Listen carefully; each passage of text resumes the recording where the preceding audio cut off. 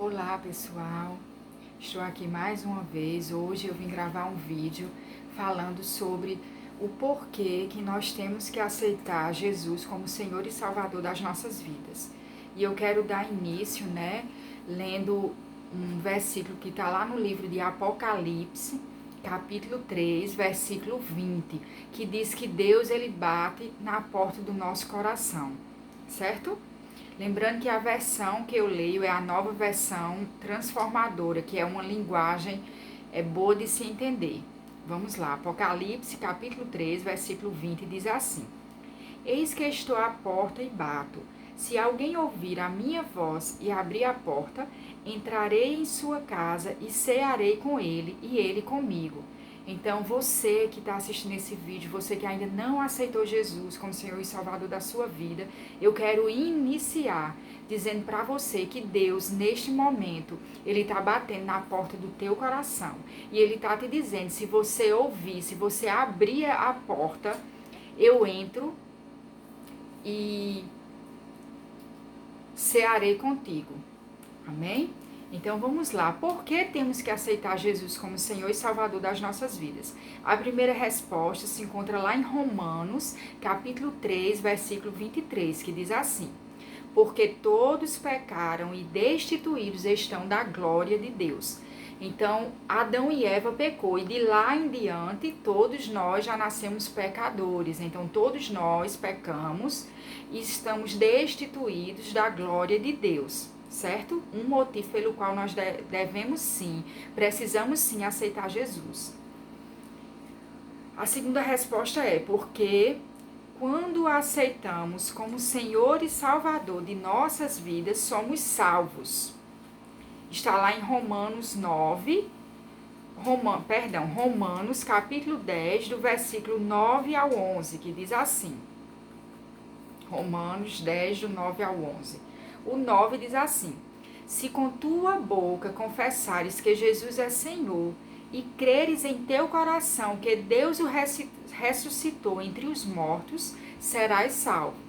O versículo 10 diz: Porque com o coração se crê para a justiça e com a boca se faz confissão para a salvação. O 11 diz: Conforme diz a Escritura, todo que nele crê jamais será decepcionado. A terceira resposta a essa pergunta está lá em João, capítulo 1, versículo 12, né? Porque quando cremos em Jesus e o aceitamos, nos tornamos filhos de Deus. Então, João 1,12 diz: Mas a todos que creram nele e o aceitaram, nele quem? Jesus. Ele deu o direito de se tornarem filhos de Deus. Então, quando aceitamos Jesus, nós nos tornamos filhos de Deus. Enquanto isso, aí você pode perguntar, mas enquanto eu não aceito Jesus, o que eu sou? Criatura. Mas a partir do momento que você aceita Jesus, você passa a ser filho de Deus. Não sou eu que digo, é a palavra de Deus, né, que está dizendo. E eu aconselho você, conforme eu for lendo, você acompanhar. Se você tem uma Bíblia física, abra, leia. Se não, coloque na internet, no Google, né, a passagem que eu estou lendo, para você ir acompanhando, certo? Mas e aí? Você diz assim, tá certo, eu tô decidida a aceitar Jesus, ou eu já aceitei Jesus, só isso basta? Aceitei e pronto? Não, não é só isso, né? Nós vamos ver agora o porquê. Lá em 2 Coríntios, no capítulo 5, do versículo 17 a 21, diz, fala que tudo se fez novo em nós, e também fala da reconciliação de Deus e o homem através de Jesus Cristo. 2 Coríntios, capítulo 5, do versículo 17 ao 21.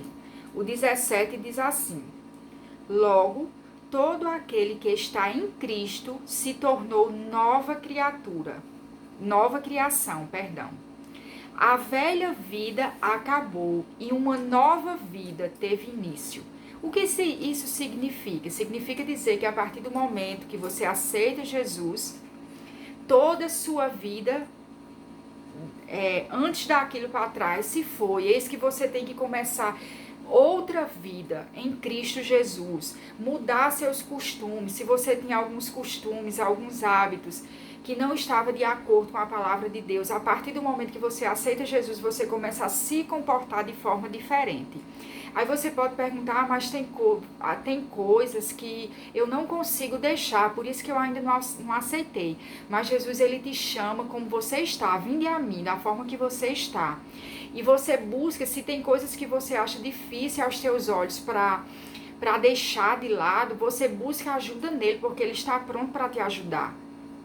Não espere, olha, é uma mentira, é um engano, né? Tem pessoas que dizem, eu não estou preparado ainda. Eu faço isso, eu preciso deixar de fazer para poder aceitar. Isso é engano, porque de nós mesmos, nós não conseguimos deixar. Nós precisamos da ajuda dele, da ajuda de Deus, certo? Para deixar de fazer aquilo que desagrada a ele. Então, vamos lá, 2 Coríntios, nós lemos o 17, né? Vamos para o versículo 18. 2 Coríntios, capítulo 5, versículo 18, diz assim: e tudo isso vem de Deus, aquele que nos trouxe de volta para si, por meio de Cristo, e nos encarregou de reconciliar outros com ele. Pois em Cristo, Deus estava reconciliando consigo o mundo, não levando mais em conta os pecados das pessoas. E ele nos deu esta mensagem maravilhosa de reconciliação. O versículo 20 diz: agora, portanto, somos embaixadores de Cristo. Deus faz seu apelo por nosso intermédio. Falamos em nome de Cristo quando dizemos reconcilie-se com ele. Esses 3 versículos falam justamente da reconciliação do homem com Deus, né?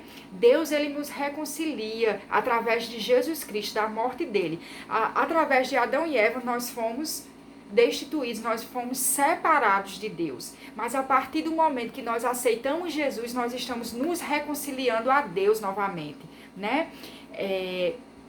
E ele diz mais, né? Ele diz, e ele nos deu esta mensagem maravilhosa de reconciliação. O 20 diz assim, no final do 20 diz: Deus faz seu apelo por nosso intermédio. Falamos em nome de Cristo quando dizemos reconcilie-se com Deus. Então, através daqueles que já aceitaram Jesus, como eu, estou aqui dizendo para você, reconcilie-se com Deus, né? Reconcilie-se a Ele. Eu estou falando da mensagem de Jesus Cristo, para que você se volte para isso, para que você aceite Jesus e se volte para Cristo, se reconcilie com Deus novamente. O 21 diz, pois Deus fez de Cristo, aquele que nunca pecou, a oferta por nosso pecado, para que por meio dele fôssemos declarados justos diante de Deus. Olha só, nós somos justos quando nós aceitamos Jesus, nós nos tornamos justos diante de Deus. Lá em Efésios, capítulo 4, do versículo 22 ao 32, diz assim: livrem-se de sua antiga natureza e de seu velho modo de viver, corrompido pelos desejos impuros e pelo engano. Isso daqui aceitei Jesus, como devo me comportar agora? É só aceitar e pronto? Não. Aqui ele está dando uma descrição do que você deve fazer a partir de agora. O 23 diz, deixem que o Espírito renove seus pensamentos e atitudes. O 24, e revistam-se de sua nova natureza, criada para ser verdadeiramente justa e santa como Deus. Portanto, abandonem a mentira e digam a verdade a seu próximo, pois somos todos parte do mesmo corpo. E não pequem ao permitir que a ira os controle. Acalmem a ira antes que o sol se ponha, pois ela cria oportunidades para o diabo.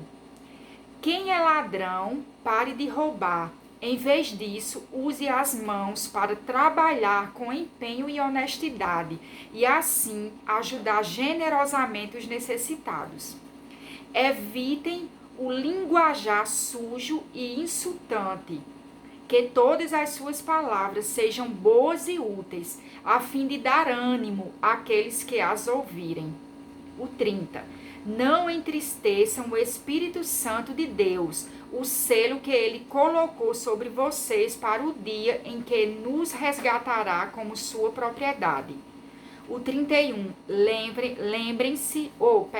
Livrem-se de toda a amargura, raiva, ira, das palavras ásperas e da calúnia e de todo tipo de maldade. O 32. Em vez disso, sejam bondosos e tenham compaixão uns dos outros, perdoando-se como Deus os perdoou em Cristo Jesus. Agora vamos ver alguns versículos que falam sobre o nosso amor a Deus, né? Como é que você sabe que você ama a Deus?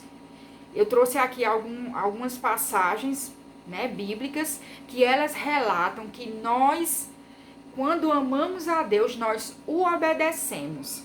A primeira passagem se encontra lá em João, capítulo 14, do versículo 21 ao 24, que diz assim: Aqueles que aceitam meus mandamentos e lhes obedecem são os que me amam.